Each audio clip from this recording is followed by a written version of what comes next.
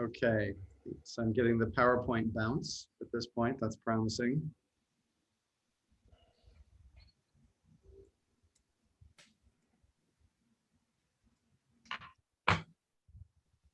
Okay, I think I've got it. Okay, so let me go ahead and get us started. I'm going to welcome everybody to our second plenary panel on the future of populism. I'm Erik Bleich. I'm Charles A. Dana Professor of Political Science at Middlebury College in Vermont, and I'm the chair of the Executive Committee of the Council of European Studies. So it's my pleasure and honor to welcome you to this keynote panel on the future of populism. I'm going to let Adrian take over in just a second. He's going to chair the discussion and introduce our panelists.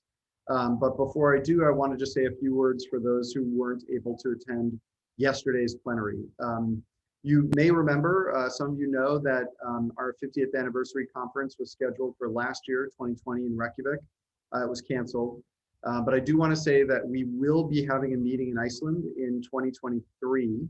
And I want to thank in particular Adrian and other members of the program committee who really did a lot of organizational work for our conference, our non-conference last year, and who are continuing in a committed way to help us organize the conference in Reykjavik in 2023. So thank you, Adrian, and thank you, program committee members and local organization committee members in Iceland. We look forward to working with you in 2023.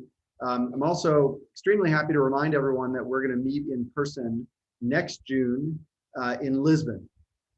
The conference there will be organized around the theme of the environment of democracy, and to reflect the CES commitment to diversity, access, and environmentalism. We're also going to hold a portion of the event online.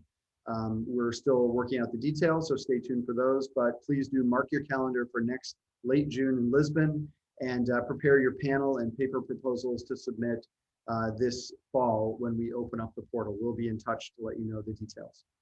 All right, with that said, I'm going to turn it over to Adrian now, who's going to introduce our panelists and help us moderate this keynote roundtable. Adrian, go ahead.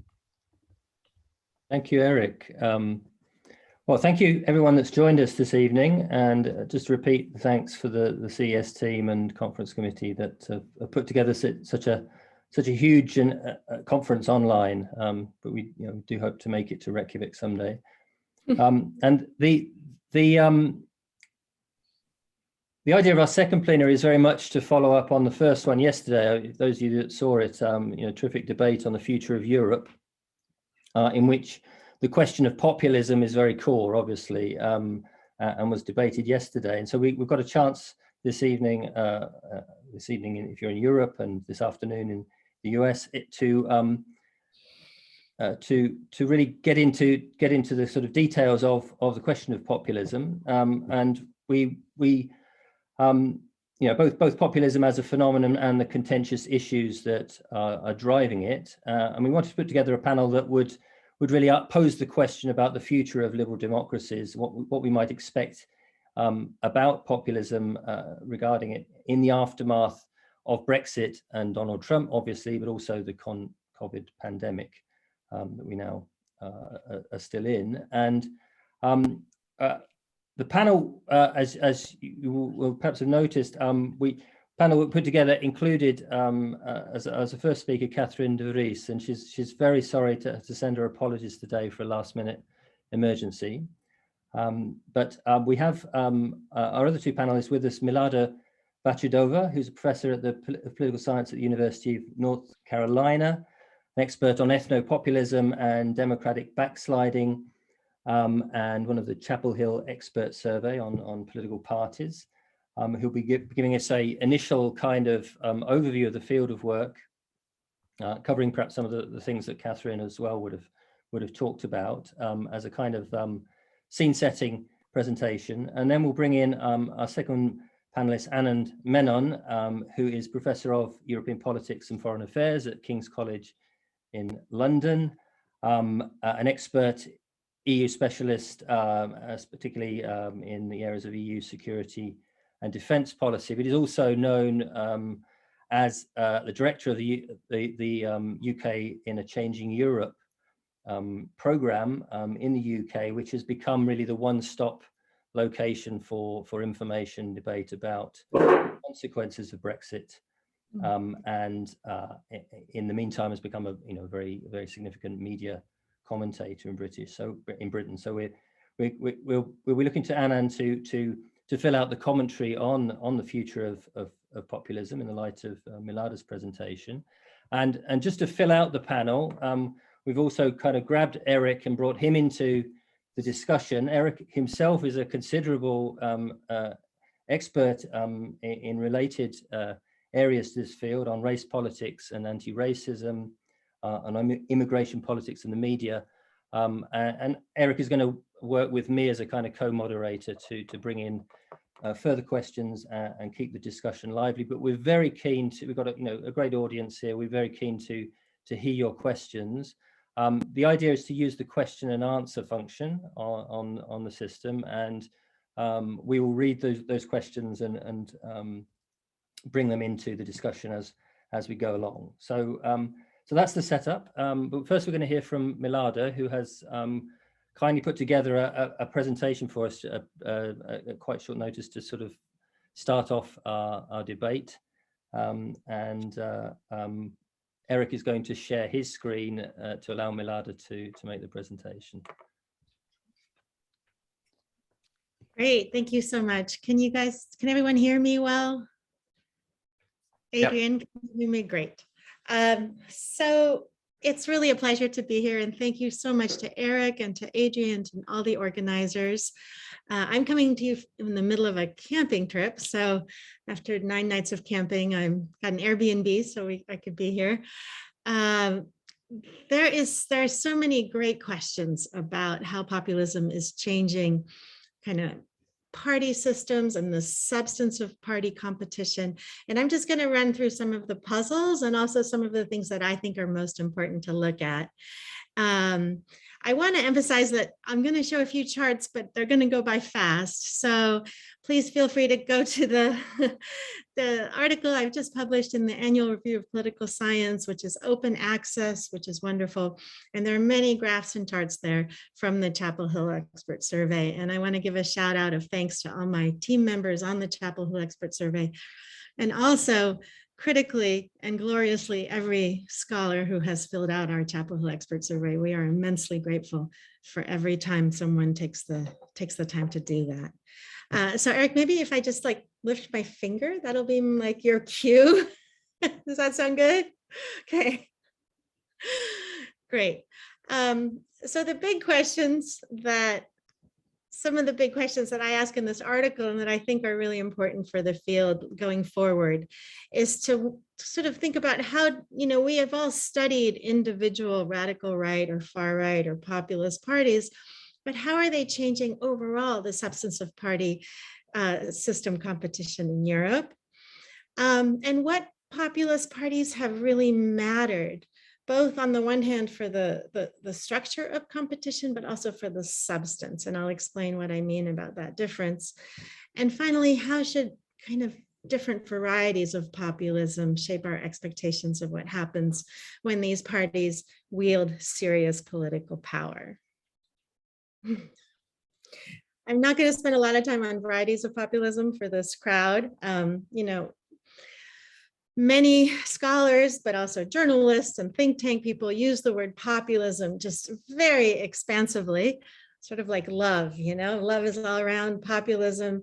And, in some ways that's okay in the sense that there is a common something there to populism, right? It's this idea of the people against the establishment. There are populists that I'm very fond of, like Elizabeth Warren and Bernie Sanders. They're basically saying that they're going to protect and they're going to stand up for ordinary people in the face of elites who are using political power to protect and expand their own privileges, right? But I think it's really important for us to distinguish what kind of populists we're talking about. And often today in scholars as well as journalists just use populism to mean, Viktor Orban. But actually populism on the left is really very different. I think, because it isn't exclusive. And here I'll point to the really important distinction that Muda and Kaltwasser made a while ago, as have others, about how the people are defined. So left-wing populists tend to define the people as just all the ordinary people who have suffered because of the power of the big banks and of the wealthy, and as a result of neoliberal economic policies and income inequality. And they can be quite or very inclusive, right? So Syriza, very inclusive in terms of their description of who the people that they're going to defend are. 5-star in Italy, kind of in the middle, not exclusive like Lega, but not as inclusive as Syriza. But generally speaking, any sort of ordinary economically disadvantaged person they're going to champion them.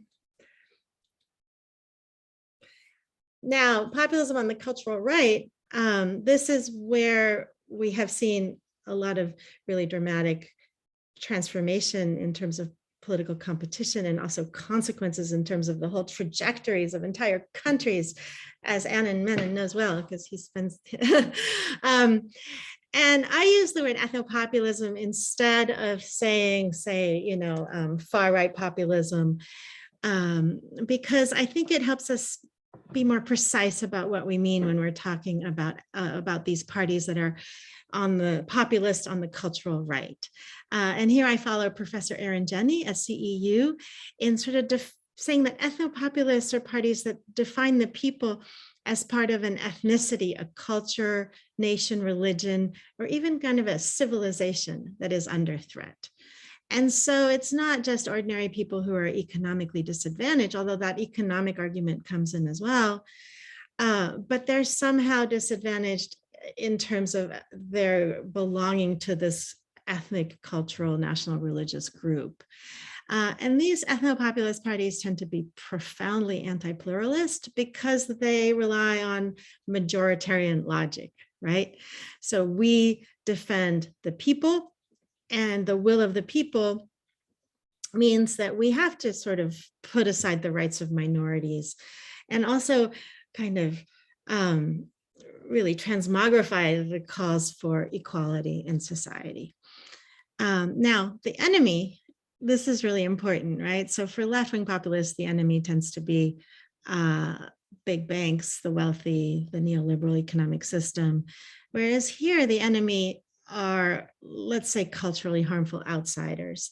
And those outsiders can be both minorities or LGBT community in the country, or this kind of transnational European elites, George Soros, the whole thing. Let me go. Now, in the Chapel Hill Expert Survey, and I want to be mindful of time here, so again, I'm point you to this article for more graphs than I think you may want or need. But here, this is from the Chapel Hill Expert Survey, and on the bottom axis, you see the salience of anti-establishment rhetoric, and pretty much all populist parties, if you want to use one question in our survey to identify them, you look at that, the salience of anti-establishment rhetoric. So whether you're looking at left or right, that's going to score high. On the other axis is the salience of immigration rhetoric. And so a party like Fidesz in Hungary or PiS in Poland is very intensely sort of using immigration, anti-establishment, and also the triangle means they're anti-EU. Now, if you compare that to Austria, so the FPÖ in Austria looks very similar. So does the Lega in Italy, but you can see the 5-star movement. Also anti-EU, although that has softened, but much less hanging their hat on anti-immigration rhetoric. Now, why use the word ethnopopulism instead of right-wing populism? I think for one thing, I think ethnopopulism as it's been practiced today in Poland and Hungary, but also Italy, Austria, and we can talk about Britain, and elsewhere, it's a strategy to appeal to voters, right, to win votes, but it is also a justification for the concentration of power. And so it's kind of a two-step bang, bang. And this majoritarian logic, right? We speak for the people. Trump used this all the time, we represent the people, and this gives us the right to concentrate power.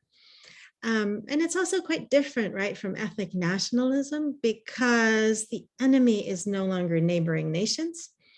In fact, it's created a lot of camaraderie among the far right, this kind of shift to ethnopopulism instead of ethnic nationalism, because what the enemy is now this broad cultural and civilizational threat, as opposed to your neighbors next door. And there is just so much more flexibility now about, who the people are, who the enemies are, and who are the friends. And that's how Vladimir Putin ends up being a friend of many of these ethnopopulist parties. Right, so I already talked about the flexibility. And then the final point is economic policies, which are increasingly on the left. So that's sort of an exclusionary welfare state position, right? We want to have a big welfare state for the real Poles or the real French, the real Italians, and not for outsiders, not for these harmful immigrants and outsiders. And also using the welfare state to target key voting blocks with welfare spending, which has been very important. And so they're increasingly on the left, right? And so when you call them right-wing populists, you're talking about the cultural aspect, but in a way you're misnaming the left-wing economic aspect of it. And I think what's so important to study in places like Poland and Hungary is how the economic and cultural policies fit together. This just shows you on the bottom axis, the left-right economic positions. For example, here in Poland, the Peace Party is and has always been on the economic left.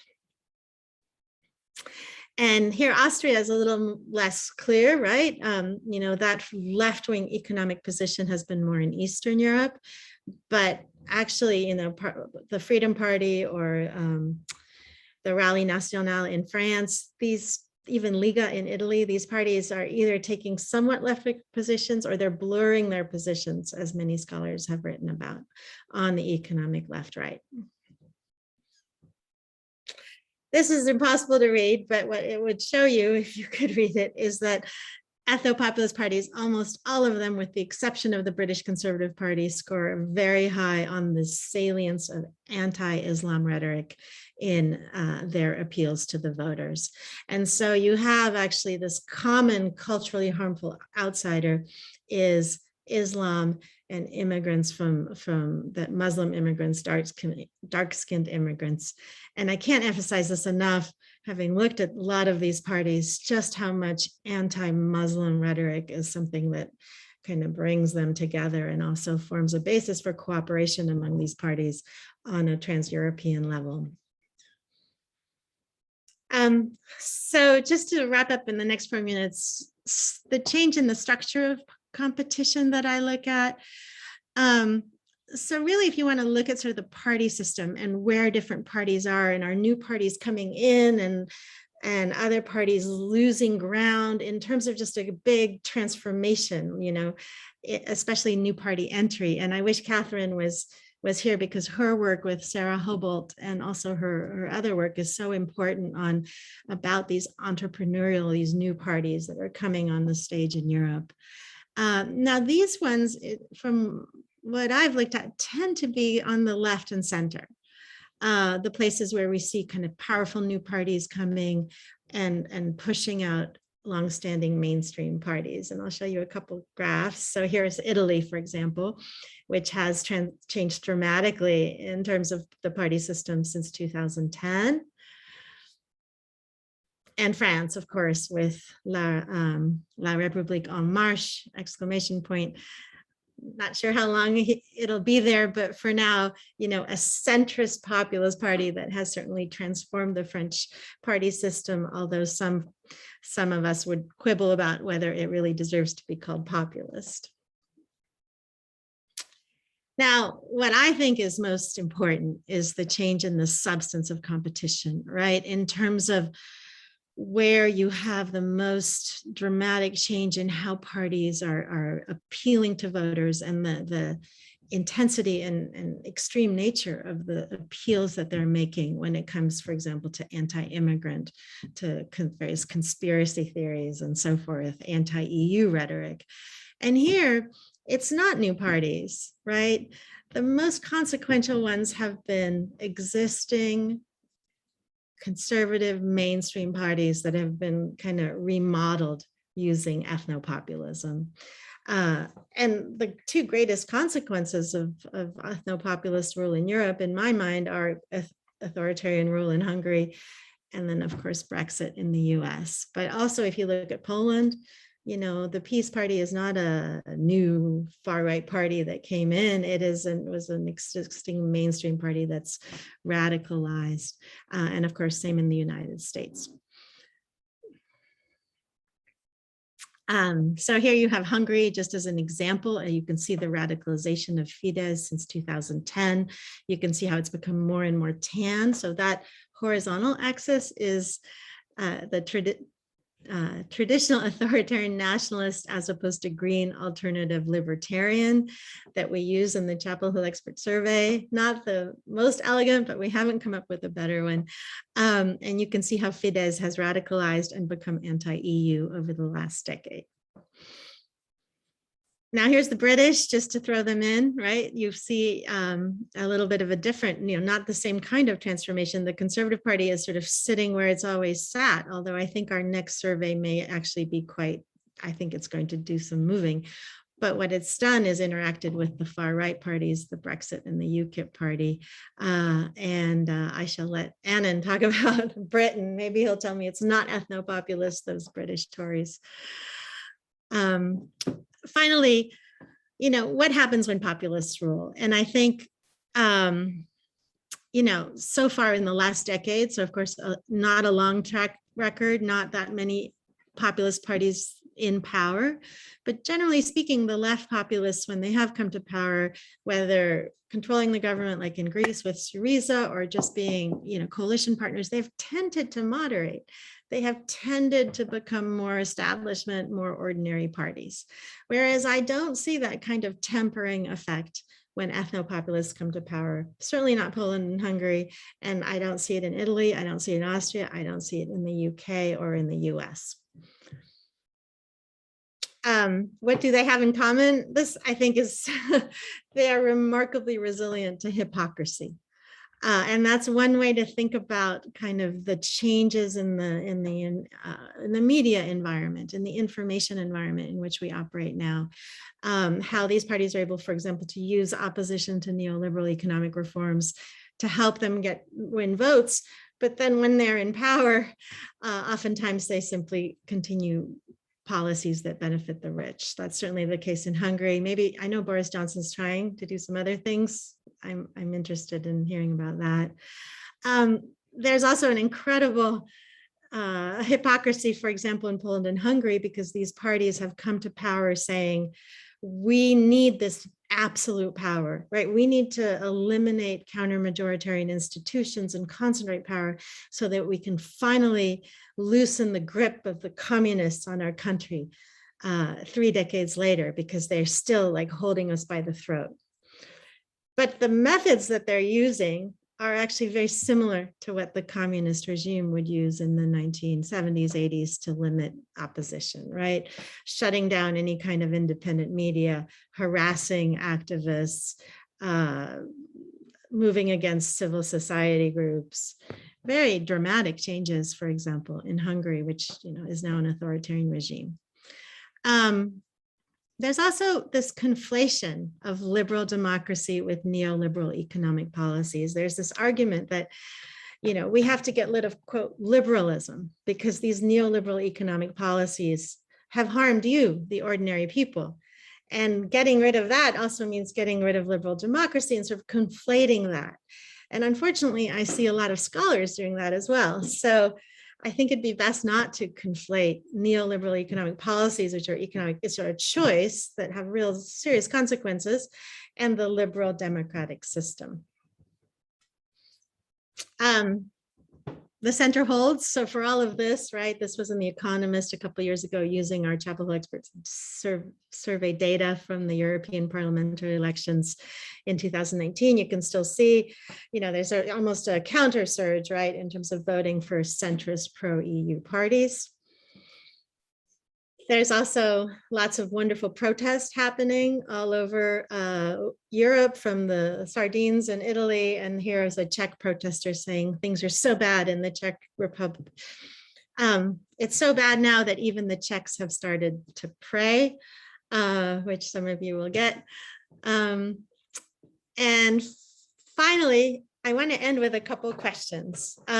So, to what extent does post-communism matter, right? I actually think that when we study populism and we look at our ethnopopulist parties in the Chapel Hill Expert Survey, for example, ethnopopulist parties in post-communist East-West are taking very similar positions.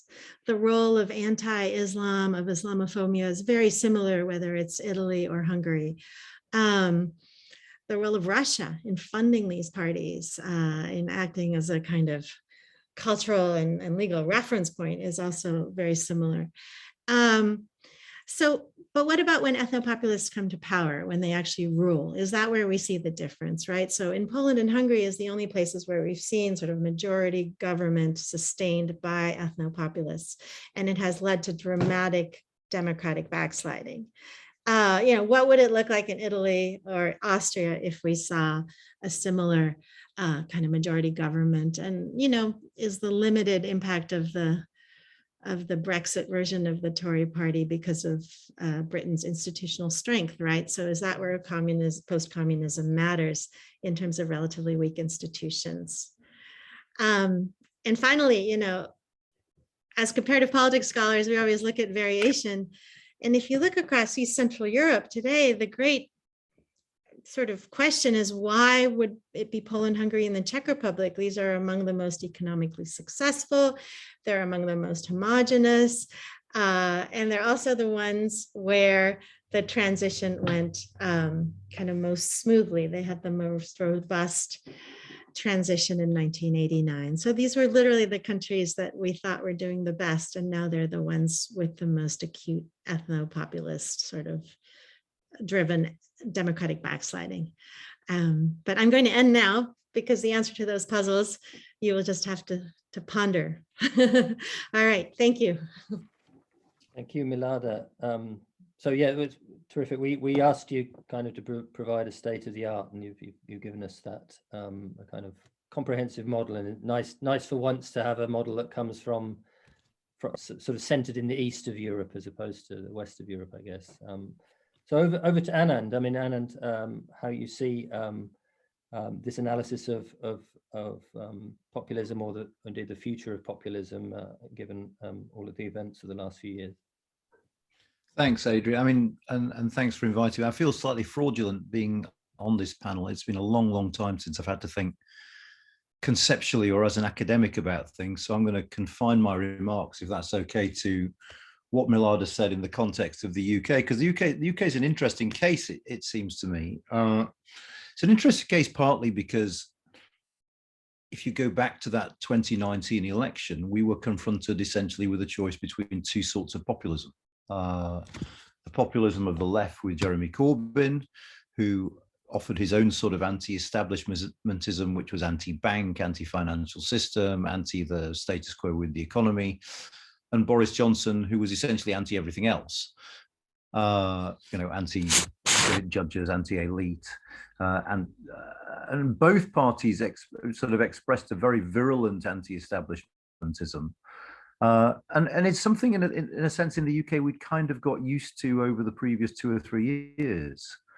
What we had seen since the Brexit referendum was an increasingly sort of violent rhetoric directed towards judges. We saw this with both Miller cases, where I think Jacob Rees-Mogg talked about the second Miller case as being a constitutional coup. You had headlines in the tabloid newspapers about saboteurs, about enemies of the people. You had the Prime Minister, Theresa May, going on primetime television to basically abused Parliament back in 2019. Theresa May gave a very famous press conference in which she came out and said MPs are subverting the will of the people. Part of this was inherent in the fact of having a referendum in a parliamentary system. Is we spent a lot of time being confused about where sovereignty resided. Part of it too was simply the fact that politics had come to center around who could criticize the status quo most effectively, and forms of populism worked very, very well in that way.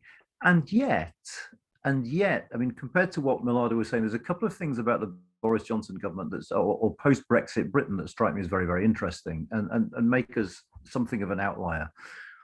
Firstly, all the data on public opinion indicates that we have become, as a country, significantly more liberal in our outlook on immigration than we were on the 23rd of June 2016. The question about whether migration is, I mean, three sorts of questions, I suppose. The Ipsos Mori polling on Salience shows that immigration, for the first time since I think 2002, when Tony Blair first started talking about refugees and asylum seekers, immigration no longer figures in the top 10 issues of salience to the British public. Immigration is no longer seen as a problem when the question is posed that way, and far more people now were willing to recognize the positive economic and cultural benefits of immigration than were willing to do so prior to the referendum 2016. So in that sense, we've had an era of populism with a population that on one crucial measure of populism has become far more liberal than you might have expected. And we can talk later, if you want, about the policies that Boris Johnson has put in place, because whilst ending free movement is clearly intended to limit migration into this country, you can argue, to compared to what went before, there's a relatively liberal system in place for non-Europeans. And the second outlying part of what Boris Johnson has done, which makes it very hard, I think, to categorize him, is to adopt a foreign policy posture that is basically liberal internationalist. The UK has been very quick to slap Magnitsky sanctions on human rights abusers. The British government offered a path to citizenship to what could become, I'm not saying it will become, but what could become 3 million Hong Kongers. These are not the actions that you would associate with the kinds of regimes that Milada was talking about in Central and Eastern Europe. So there is, there's a sort of Janus-faced nature, which sort of became it's sort of obvious if you look very hard at the G7 meeting about our Prime Minister, with a sort of very obviously populist and socially conservative agenda at home, but a fundamentally different kind of agenda abroad. And one of the things this government has done superbly well is hit, if you like, the electoral sweet spot in the United Kingdom. And here the sort of distinction between popular and populist is one that might be worth sort of thinking about a little bit, because it's been long apparent in the United Kingdom since the 2015 election, if not beforehand, that actually the electoral sweet spot would be to find a party that could be socially conservative, so to the right on values, but to the left on economics. And hey presto, partly thanks to COVID, this is precisely where the Johnson government now finds itself. If you look at the polling on crime and punishment, then our very, very divisive and very unpopular on the left Home Secretary, Priti Patel, is precisely where public opinion sits when it comes to crime and punishment. And the government is pretty close to the median position of the British population when it comes to economic policy as well. So it's an interesting sort of variant of populism, if you like. I mean, the thing that really resonated with me with what Milada said was the sort of resilience to hypocrisy. One of the stories that is bubbling away in British politics at the moment is the story of COVID contracts and fast-track VIP systems for friends. There was an explicit fast-track procedure for public procurement during the pandemic for people that ministers knew, which doesn't fit into any definition of liberal democracy with which I'm familiar. And you found weird things like, the landlord of the health secretary's local pub getting hundreds of thousands of pounds to produce PPE equipment. So that sort of the corruption element I recognize, but the rest I sort of wonder about. I mean, the interesting thing about British politics at the moment is we have a government that has, unlike much of European politics, and I know lots of people have written about the way that European politics challenges the left-right divide in European politics, and you get these occasional referendums that shake up the party system. What they've done in the United Kingdom is fundamentally reshape one side of the party system. The Conservative Party has become a Leave coalition. That is to say, it's a social values coalition. I think 82, according to the British elections study, 82% of the people who voted for the Conservatives in December 2019 were Leave supporters. That's a great coalition if you want to spend the next X years talking about toppling statues of slave owners, or free speech in universities, or whether English footballers, I told you I mentioned the football, can take the knee during the European Championships or not. The problem with it is it's an appallingly fragile coalition once you start to talk about economic policy. And the big question for British politics, it strikes me at the moment, is once we come out of lockdown, once we end the furlough scheme, which has basically seen the state paying 80% of the salary of people who couldn't have been kept on by their firms during furlough, whether economics reasserts itself as the primary dividing line in British politics. And I think in a sense, there's a lesson about populism more generally here, is whether or not COVID makes competence a central sort of fact of political life. And that is something I think that will determine the fate of British politics over the next 3 to 4 years. Because if it is indeed the case, what we have in British party competition at the moment is a government that is cohesive on values and an opposition that is completely riven down the middle on values. You know, for the Labour Party, think any continental social democratic party, except with first past the post. Labour looks a lot healthier than perhaps it should because of first past the post, but precisely the same cultural divisions that led to the essential death of the SPD in Germany and the sort of demise of the Parti Socialiste in France exist in this country. If values is the terrain of political competition in the United Kingdom, you can see a bright future for the Conservative Party. If politics reverts post-pandemic back to where it was beforehand, then actually politics becomes inherently unpredictable. The one final thing I would say about this, which I think is absolutely fundamental, is it strikes me just on the basis of the British example that a failure of mainstream politics is a precondition for the success of this kind of populism.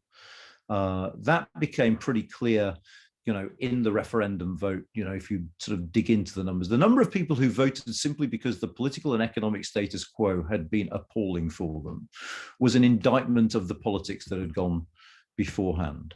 And one of the features of that has characterized British politics is an eye-watering level of electoral volatility. I think, if I'm not mistaken, off the top of my head, almost 50% of the UK electorate changed the party they voted for between 2015 and 2019. Those are eye-watering numbers in any political system, but particularly in our political system, where sort of party loyalty is deeply rooted, and you know, you're talking about safe seats and things like that. That is the background to populism, in a sense, that complete and utter sense of disenchantment with the traditional mainstream parties that made up the centre previously. And it's the weakness of the centre, in part, that allows, you know, where I started from, that election of 2019 to take place in the first place. I hope there was something of interest there. What I suggest is is to invite questions from the audience. Please write them in the Q&A, and either I or Erik will try to bring them in. But while we're waiting for that, I'd like maybe Milada to sort of comment perhaps on the specific case of Britain and how well it fits with your more general model. I wonder, listening to Anand, whether it's not, you know, whether this doesn't suggest that it's less a question of populism we should be looking at, but a question of nationalism in some sense, and that what has been going on in Britain has been more an example of a reassertion of a sovereign nation in the context of European integration, and as a way of seizing certain controls over various aspects of globalization, and whether or not that's is that a particularity of the British situation because of where it sits in Europe, or you know, do you are there aspects of Anand's analysis that you feel fit well with your broader framework? And then maybe we can hear from Erik after that. Yeah, so I mean, I think in many cases, whether it's Poland or Hungary or Britain, nationalism plays a role. But I think what's important is that during the Brexit referendum, it wasn't, you know, the nation next door. It was against this kind of transnational European, you know, we want to take back our sovereignty. I think it's just a little bit different, right, than the kind of ethnic nationalism that we have generally looked at, in terms of the enemy being much more sort of this diffuse transnational liberal elite, etc. I would say three things though, and I mean, the first thing I would say is that absolutely right on values, left on certain economic policies. That is exactly the ticket for the Peace Party in Poland, the Fidesz Party in Hungary. Increasingly, this is where I think Lega and Rally Nacional are getting votes as well. You take a very hard right, you know, well, you tailor it, right? But right on values based on what's popular, and then left on the economy in sort of a studied way to try to get the support that you need. The second thing I would say is that what's also similar, I think, is that the threat of immigration is constructed by entrepreneurial elites. It's just constructed in different ways. So in Poland and Hungary, the political appeals are not against real immigrants who are actually in the country. It's entirely against these Muslim refugees who are going to come and destroy the culture. You know, there's this argument that, you know, our culture will be destroyed. The last elections in Hungary, Fidesz ran on a platform that said George Soros and the European Union are trying to import 1 million Muslims a year into the EU in order to destroy sort of traditional Christian European culture. And so it's entirely constructed and very racialized. There are tons of immigrants coming into Poland and Hungary from Ukraine, Belarus. Nobody really talks about them. In Italy, no one's talking now about all of the Albanians. So it's a very constructed, and I would say that in the Brexit referendum, it was also this constructed sort of threat of immigrants coming in, just somewhat constructed somewhat differently for a very specific political purpose, which doesn't mean that there aren't opinions among voters against immigrants, but that it's sort of constructed for a specific moment and to win a specific election.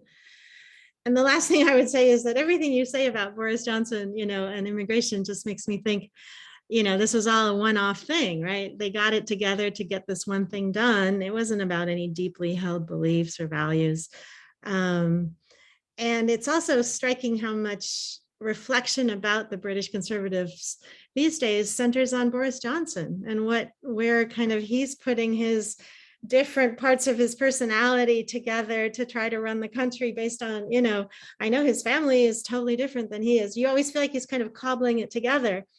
But actually, that's very similar to Poland and Hungary, actually, where we're constantly talking about a small number of leaders or one leader of these parties and how they're squaring this circle of governing with a lot of power. So, yeah. Great. So we're starting to get questions in the Q&A, which our panelists might like to look at. Erik, I wondered if you also had any comment or question that you'd like to bring in at this point. I mean, I do want to turn to the questions quite quickly, so I'll be very brief and just maybe highlight this question of sort of the culture wars, right? So are you running on economics anymore at all? And to what extent does economics really matter in these debates? And will it matter if these parties get elected? I mean, they have been elected in Poland and Hungary. And it seems to me, Milada, based on what you just said, you know, they're motivating people on the sort of culture wars grounds, maybe more than on the economic grounds. And that's certainly the case, you know, in the United States. It's been that way for a while. But I think about France and, you know, Macron's use of the Islamo-gauchisme, you know, the kind of Islamo-leftism, which is not really about leftism as an economic policy, obviously, right? It's about leftism as a kind of cultural affinity for those people that are not like us. And I happened to, for a class I taught on populism, I went back and I looked at some slogans, some party slogans from the last few years and compared them to some party slogans from earlier. And Anand, you may remember that, you know, from your history class, I'm not sure you were around to participate in this election in the late 1970s, when the slogan of the conservatives famously was "Labor isn't working." And could you run on that slogan today? I mean, could you run on a slogan in any, you know, West European country that, or the West European countries that I know best, that's just purely about who's employed and who's not employed, without invoking the kind of culture wars aspect of populism? I don't know if economics matters, you know, equally to the culture or far less, or if in some places it's far more and in others it's far less. So I'd love to hear your thoughts on that at some point. Yeah, I think Milada, do come in on that question. Sure, and I'd love to hear what Anand's response as well. You know, I would say right now, the more we move towards this polarization that comes from having in power parties that are taking these certain kinds of us versus them positions, right? And also kind of opposing counter-majoritarian institutions, and moving towards democratic backsliding, you have the polarization between two sets of parties, right? The party that's on the cultural right and also engaged in democratic backsliding, and then the other side increasingly seeing itself as safeguarding democratic institutions, trying to protect minority rights, protect democratic institutions. And so the axis of competition really moves into this sort of more existential, you know, what kind of a democratic system are we going to have, which is exactly what you said, Erik, and not away from questions of you know, how are we going to structure healthcare or education or jobs. And it's hard for me to see it coming back. I wanted to see, I mean, my favorite kind of elections is one where they're arguing about, you know, light rail. And actually, you know, my colleagues in Poland, often when I talk about this, they're very clear about, you know, PiS's left-wing policies, although they have reduced, for example, poverty among children in Poland, and that is not the case in Hungary. They're very targeted, right? It's a kind of a form of vote buying. It's not a social democratic strategy to revamp the economy. I'd like to bring Anand in, if I may, just on the culture versus economy question. There's been a quite extensive literature and debate in the UK about whether it's culture or economy. I just wonder, you know, to what extent you see there is some substance in the kind of economic arguments that are also spatial, that the polarization, what cultural arguments don't tend to pick up is the spatial aspect of polarization, which of course is bound up with economic disadvantage, inequality, leveling up and all that. How do you see that? I mean, what I would say, I think Erik is spot on that, you know, it is the place of economics that is absolutely fundamental to the way that politics has changed. But I think in two ways. First, in the sense that it is genuinely the case that for some people in the United Kingdom, particularly better off people, if you look at the work of Jane Green and her collaborators on this, it's quite interesting because she shows quite convincingly that the less well-off were less inclined to vote for Brexit because they were worried about the economic consequences. So actually, the more people were comfortable in terms of wealth, the more they felt the freedom to vote for Brexit. But for some people, this was deliberately a trade-off between politics and economics. It was, yes, this might cause an economic hit, but I'm willing to bear that economic hit because there's a political goal here that is superior to that economic hit. So for some people, that was that. For other people, it was about the way we conceived of economics. And this, I think, speaks to what you were saying, Adrian, which is, you know, political elites had tended to think about economics in aggregate terms that meant that you could forget places that were being left behind even when the overall national economy was doing quite well. In the US, I suppose this was translated into Wall Street's doing well, so we don't have to worry too much about Main Street. I mean, that was the perception in parts of the United Kingdom, particularly some of those poorer parts of the United Kingdom that came out strongly to vote for Leave, was the elite are doing economics wrong. So it's not that economics doesn't matter, it's that the economic settlement isn't working for us. And it's worth bearing in mind, I mean, the trope is always immigration, Leave one on immigration and Remain one on economics. I think that's nonsense. Leave one on both, because there are arguments about economics, and that red bus with 350 million pounds in the NHS on was an economic. I mean, the arguments about immigration were economic arguments as well, and the argument was simply couched in terms that people found it easier to understand. So while George Osborne and David Cameron were talking about a couple of percentage points in terms of GDP based on trade effects over the longer term, Leave was saying, if we leave, you can have another hospital. So it was partly a debate about how you talk about economics, I think. Now, as for the other question, which is, does this last? Does economics matter anymore? I think you just cannot underestimate how seismic the emergence from the pandemic and lockdown might be. I think a lot hinges on, you've seen the inflation figures in the United States recently. You've seen pretty high, certainly higher than forecast figures on inflation in this country. No one knows what unemployment looks like when support schemes are withdrawn. No one knows. I mean, the Bank of England has revised its forecasts down, but those forecasts are still pretty high. And I think if we exit lockdown with an economy that looks weaker than people expected, with a drag effect of Brexit. I mean, Brexit is a sort of drag anchor on the British economy rather than a cliff edge, but you're talking sort of 0.5% to 1% of growth year on year being foregone compared to remaining within the single market and the customs union. And that adds up over time. That I think it is perfectly plausible that within the next couple of years, economics takes center stage again, because I think the one thing that makes voters think seriously about economic data is the threat of unemployment. And I think if that threat feels real, then actually politics can reassert itself quite quickly onto the sort of traditional left-right axis. I'm not saying it will happen. I'm saying it is plausible that it might happen depending on what the exit from lockdown looks like.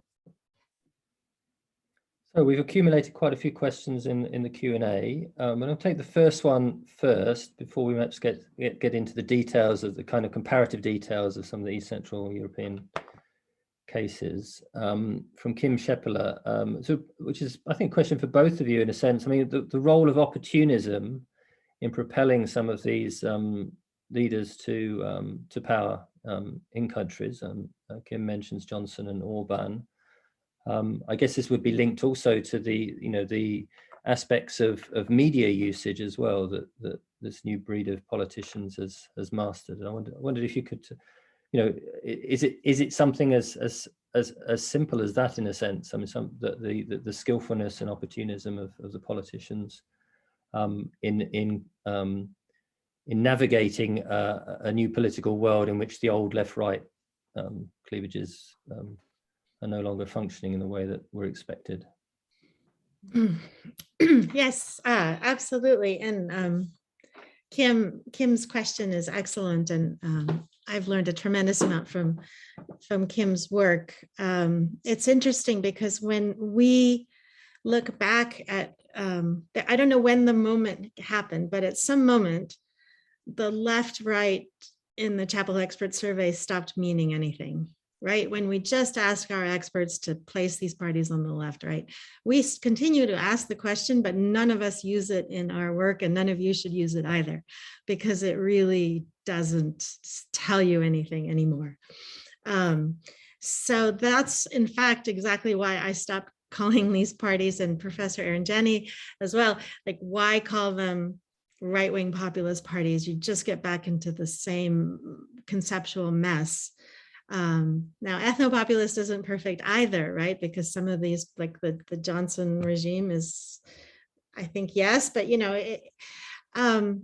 the question about opportunism, though, brings us into the question of sort of the single actor, right? We come to a set of parties, Kaczynski in Poland, Orban in Hungary, Johnson in Britain, Salvini in Lega, where kind of the charisma and the, I would say almost the audacity, Babiš in the Czech Republic, of one political entrepreneur seems to have really changed the direction of a political party that has been able to then take this important position in the party system.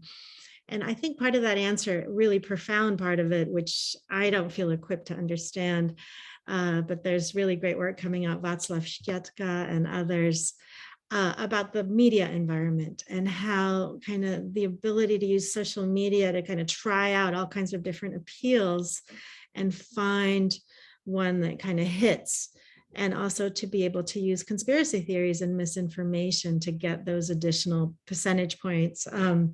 Jan Kubik wrote in the comments, right, that the right kind of economic policies can get you another 2 percentage points, which can be all that matters. And I also think that the right kind of sort of conspiracy theory online also gets you a couple more percentage points. So that entrepreneurship and also just playing dirty. I mean, these parties, they don't just try to change the institutions if they can. They also break and bust through a lot of norms, right? And how of democratic competition and what is sort of said in democratic competition, and also in terms of behavior and representation for the opposition. Anand, if you'd like to say something on. Yeah, I mean, the question of opportunism, I think, ties into Kim's question as well, a little bit about sort of the end of ideology, that, you know, that's absolutely the case for Boris Johnson. I mean, Boris Johnson is the arch opportunist. I mean, Boris Johnson will be whoever you want him to be. He'll be the Liberal Mayor of London. He will be the anti-immigration leader of Vote Leave, and he'll be both together when he's prime minister. I mean, you know, he will be whatever the moment requires of him, and that is sort of archetypically sort of anti-ideological. So opportunism plays an enormous part in this. I mean, you could argue, I think, without being too cynical, that the kind of Brexit that the UK ended up with was the result of pure unbridled opportunism on the part of Boris Johnson, who, you know, at that famous dinner in Chequers, sort of famously raised a toast to the newfound unity of the cabinet around Theresa May's plan, then went on to butcher it when he saw an opportunity for his own personal political advancement. I think equally, though, I mean, you know, we tend to say about politicians that I suspect most people aren't in favor of, but, you know, the other arch opportunist in West European politics at the moment is President Macron, who, you know, in a sense, what I've just said about Boris Johnson without the details of the Brexit referendum apply equally to the French president, which is to say he saw an opportunity, he took it, he was immensely ideologically flexible. This neither left nor right was a sort of the apogee of anti-ideological politics. And he has gone where need has taken him. So yeah, I think the sort of anti-ideology point is a very, very good one. That ability to be fleet-footed when it comes to your politics has proven to be a real asset in contemporary politics.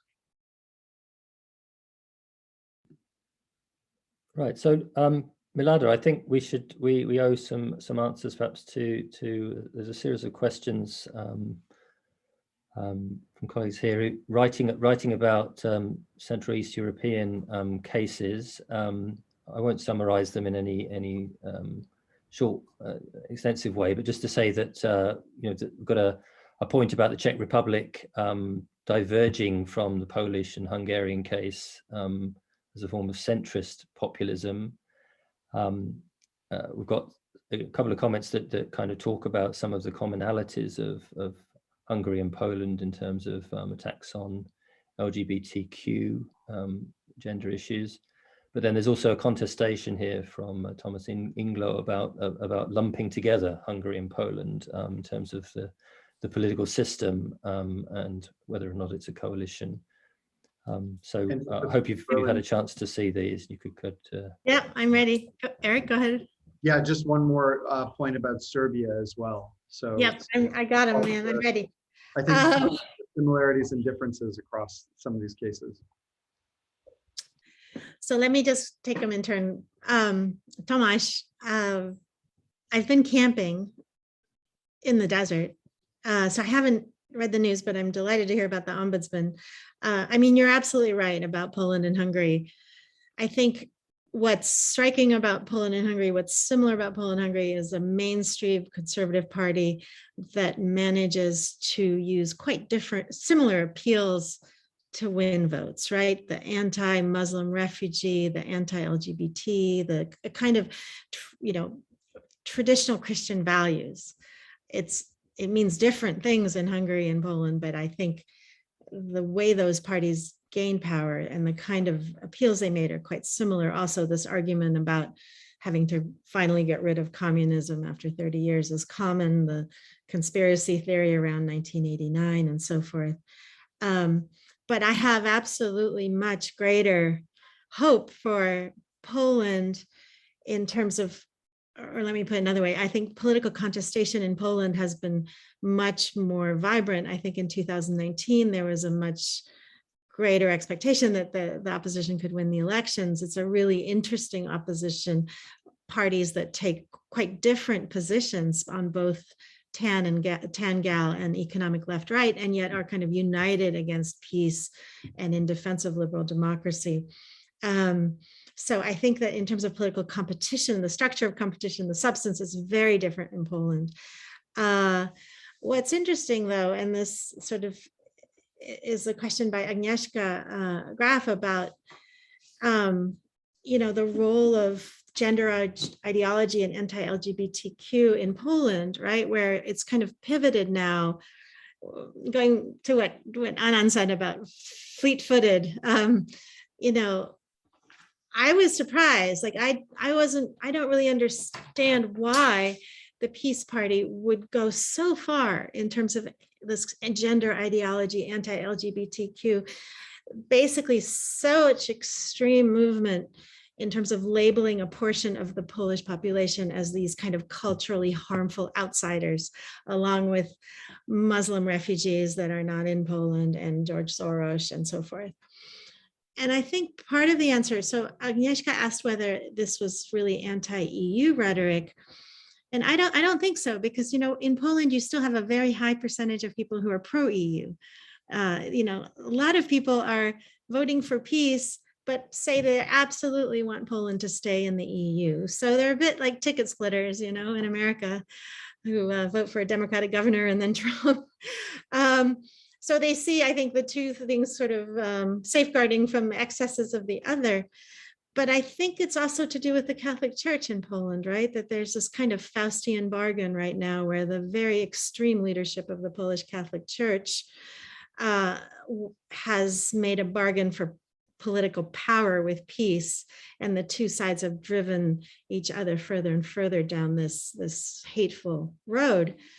But I'm encouraged that this, as all Faustian bargains, will not be a enduring one, right? Because from what I've learned from some of my Polish colleagues, really the church is losing its moral authority and it's losing its appeal to young people. And in the end, I think this might be the undoing of peace, but that's just my theory. And finally, Jan's question about Serbia. At this point, Vučić is still constrained by being in the EU accession queue. I think Vučić in Serbia doesn't want to lose the general good relations with Germany, with France. He benefits from the fact that EU leaders see the Balkans in entirely security terms. So as long as Vučić delivers regional stability and peace, they make the huge mistake of not condemning his moves against civil society and journalists. I think Serbia, yes, is on the road to becoming, or certainly become more authoritarian. So then the question becomes, can such a country be allowed to join the European Union? And of course, Orban would say yes. And this relates to some of my work with Sophie Meunier about how having authoritarian regimes within the EU really speaks to it's an existential crisis for the EU. They're going to have to sort it out. You can't just have more authoritarian countries coming in and a kind of authoritarian bloc, because that'll wear away at all many of the tools that the EU uses today to project, not just like civilian power, but also normative power, to go back to Ian Manner's terrific work. So very serious. And in a way you can say that Serbia is where the action is. Is Orban going to be able to push in an authoritarian Serbia to have another little Orban at his side? Or are the Dutch and others going to rebel? And I think they absolutely will. And then finally, the Czech Republic. My colleague Sean Hanley and I wrote an article about ANO in the Czech Republic, comparing it to Poland and to Hungary, and thinking about what kind of populism, but more importantly, what kind of backsliding is going on. I think calling it centrist is completely wrong. There's nothing centrist about ANO. I see ANO as a organized criminal organization, which has delivered incredibly beneficial conditions for a small number of the firms owned by Babiš. It has essentially put organized crime at the center of the Czech economy. The state administration has been totally transformed by ANO. The Czech Republic is a tiny country. So if you want to work as a bureaucrat or a journalist, and most Czechs don't want to leave, they don't, they love Prague, they just want to stay. And so the amount of accommodation and self-censorship, the media has been taken over. So I reject this term centrist, but I do agree that it's a different kind of mix than Poland and Hungary, and that the ANO's power is much more precarious at this point. Part of that answer is the protests, right? There has been tremendous protest against this government and the slow kind of forming of a democratic opposition. But that's a very long story. I'd love to talk. Could we just add a further question on the issue of the Christian Europe as part of ethnopopulism? There's two questions about what role Christianity, Christian belief might be playing in the politics. Yeah, no, this is really interesting, and I think this goes back to the real. Anand also was talking about the kind of hypocrisy. I mean, I think the way in which Christianity is used by Orban, by Putin, right, holding themselves up as the guardians of traditional Christian Europe, who are going to save the West Europeans from themselves, from their multiculturalism and their decadence. Orban even talks about, right, this kind of, back when the Hungarians stood up against the Turks, which totally misreads history. But anyway, the question is though, and it's the same in Britain, right?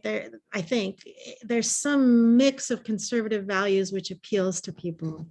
And the question is, why does it appeal to people? And part of the answer might be just the rapid social and economic changes that have happened in these countries that have made people fearful. And, you're seeing so much economic change and so much social progress that it is, even if you're not a regular churchgoer or whatnot, you're sort of pushed towards that kind of a party. Joanna Fomina and Jacek Kucharczyk have a good article about this for Poland. But I think, I don't have an answer to that, why this appeal of a Christian Europe has been so powerful. But there's also there's a number of great presentations in the Pop Rebel workshop that's at UCL. I think you can find them online. Maybe Jan Kubik can put a link into the chat here that actually looked at this very question.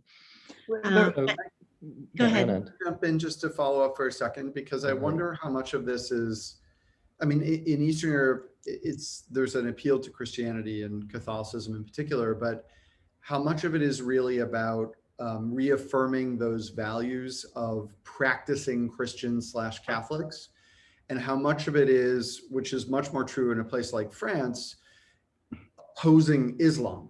Mm-hmm. So Islam is the other, and in some places, the reflection is we are secular, or we are progressive, or we are Catholic. So I wonder if that's just the Polish version of all of the opposites that exist to Islam in the kind of populist imaginary across Europe.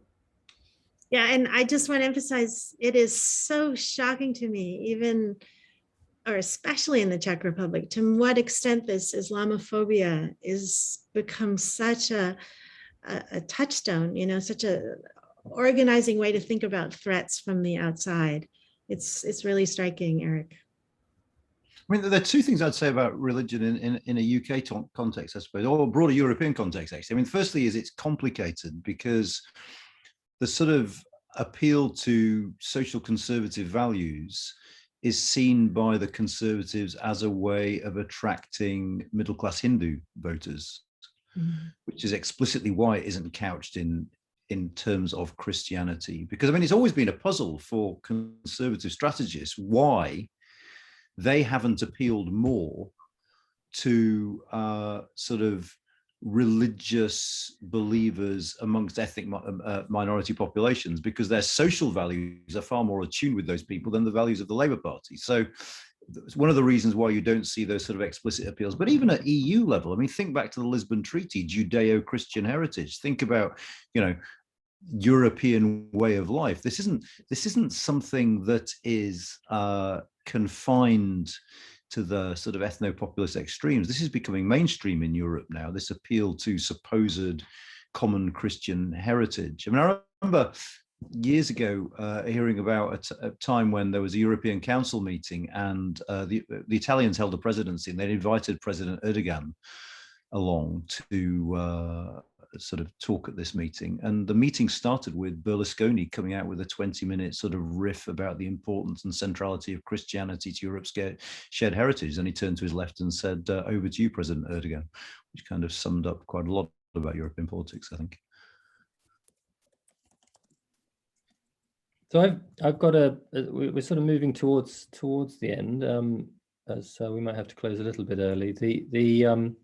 I've got kind of a broad sweeping question, if you like, that you can take however you wish. To what extent the kind of politics that you're describing, both of you, is somehow all a consequence, a reaction to the globalization of an early era, the rampant kind of global trends of the 1990s and early 2000s, and you know, to what extent that this also is a kind of fatigue with a certain sort of neoliberalism or a certain sort of capitalism that was the dominant form that we were all kind of getting along with quite fine in some sense in our academic worlds as well, and we're seeing these kind of collectivist reactions, state-centered, nation-centered responses in different ways on the left and the right to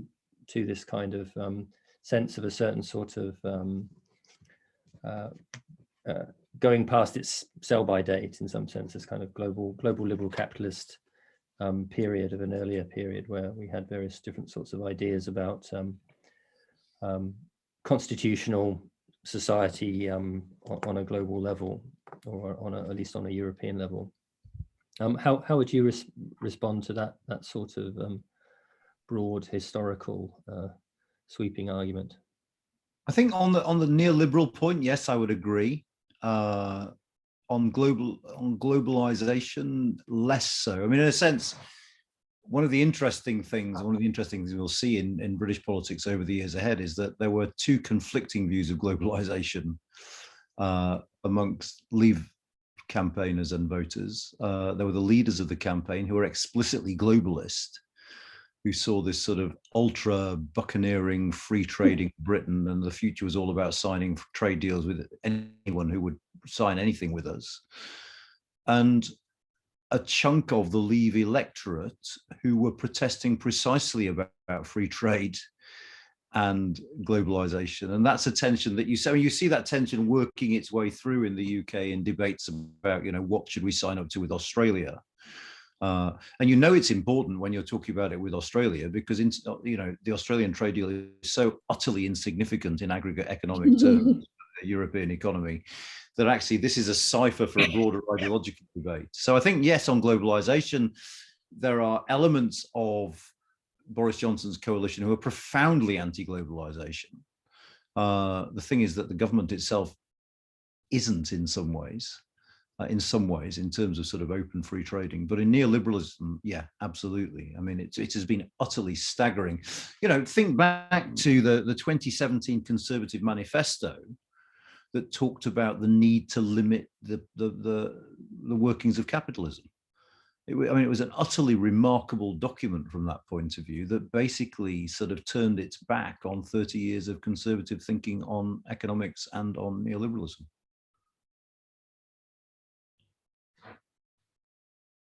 Milada?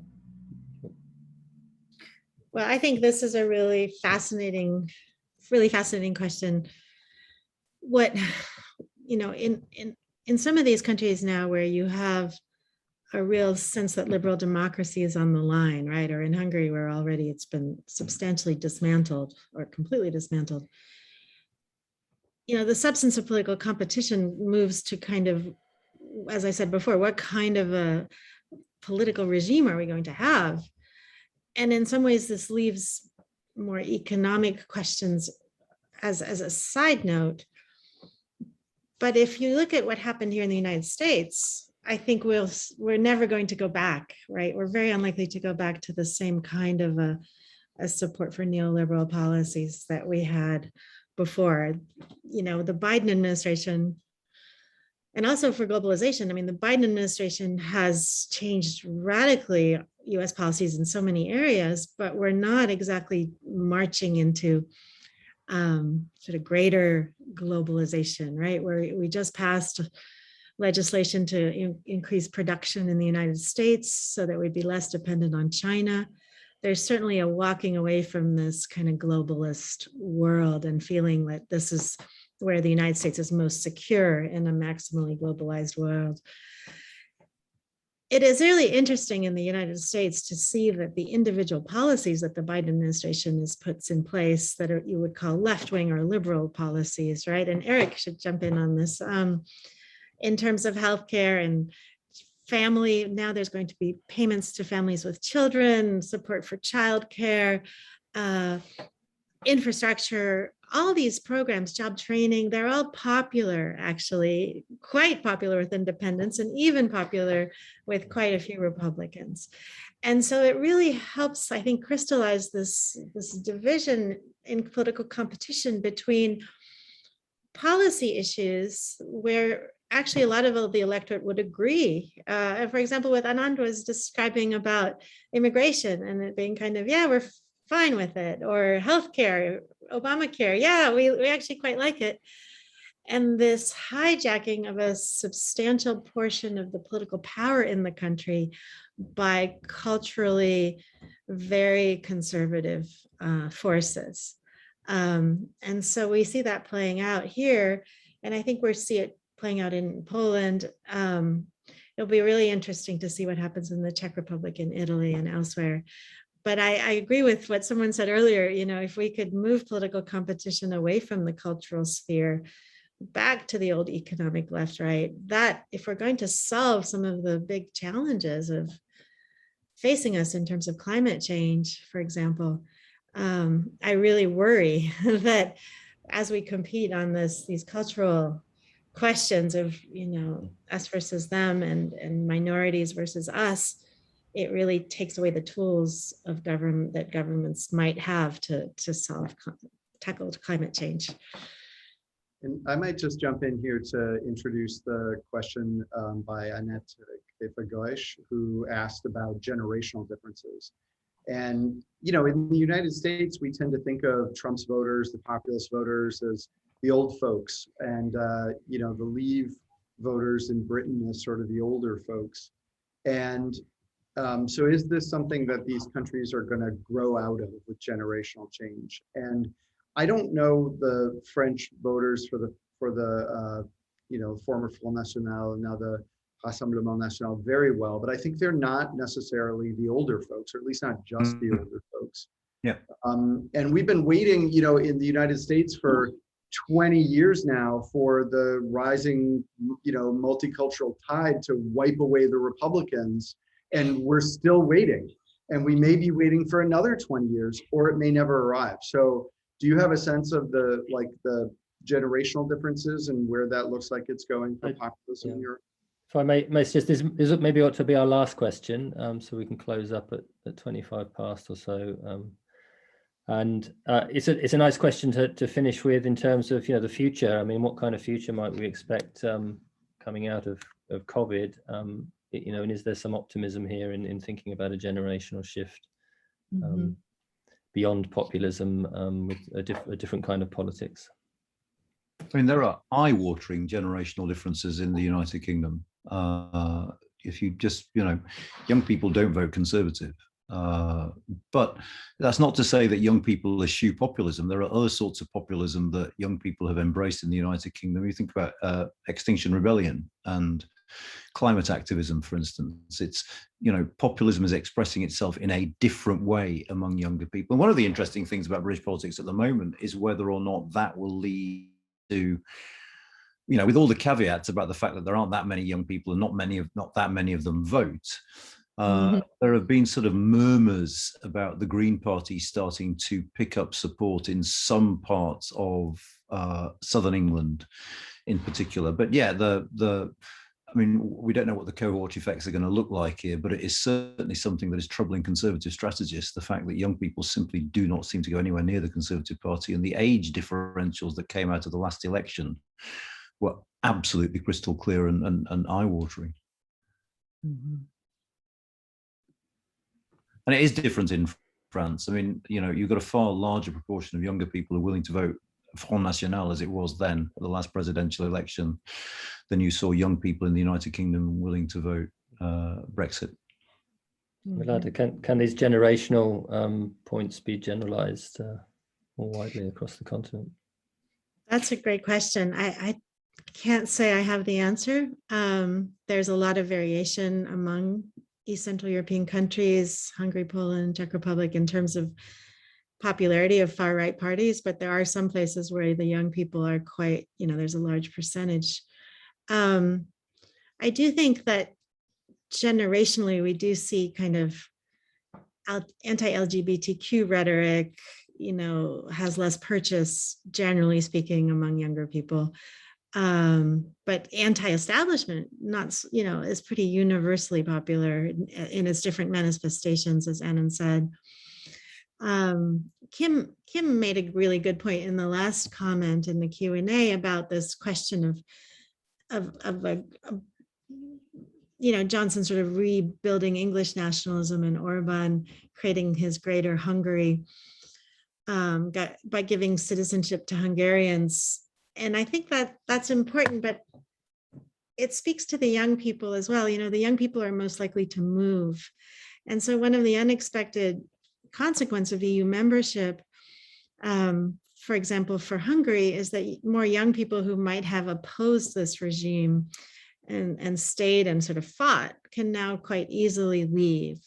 And so we don't have good statistics for this, but it is an unexpected way in which European integration can actually help authoritarian rule, because people who are suffering from this can quite easily leave.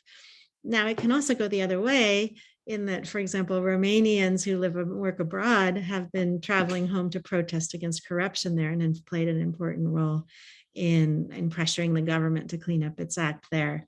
And again, so young people, I also think that young people, generally speaking, are more likely to protest. And the protests, to end on a positive note, we can talk about the threat to democracy in Serbia, in Poland, in Hungary, and elsewhere. But we also see a remarkable kind of blossoming of democracy in the sense of participation and people stepping out of their ordinary lives to protest, whether very locally or in these big national protests. And, in the last local elections, actually, Tamás mentioned about local elections in Hungary, where the left, or the culturally liberal left, is making progress. And just recently in Zagreb, a coalition of green and left parties won the elections there, the local elections, I think. So I think we certainly shouldn't sort of end on a note where we think that, you know, liberal democracy in Europe is being pummeled by ethnopopulist parties and political entrepreneurs. They're doing a good job, but there's also a pretty strong pushback that takes different forms. Okay, so well, I think we should draw it to a close there, so that we end well on time. Thank you to our attendees, to the audience, and to contributors to the discussion. And a big thanks to our two main panelists, Milada, Vachudova, and Menon, for your it's insightful and very pertinent comments about politics in Europe today. Over to Erik, if there's any last word from our chair of the CS. No, just a thanks to everybody on the panel and to all the attendees who joined us. I thought it was a great panel, and I hope you did too. Thanks, everyone. Thank you. Thank you. Thank you, Adrian. Thank you, Erik. All the best, Milada. Enjoy the camping. Yeah.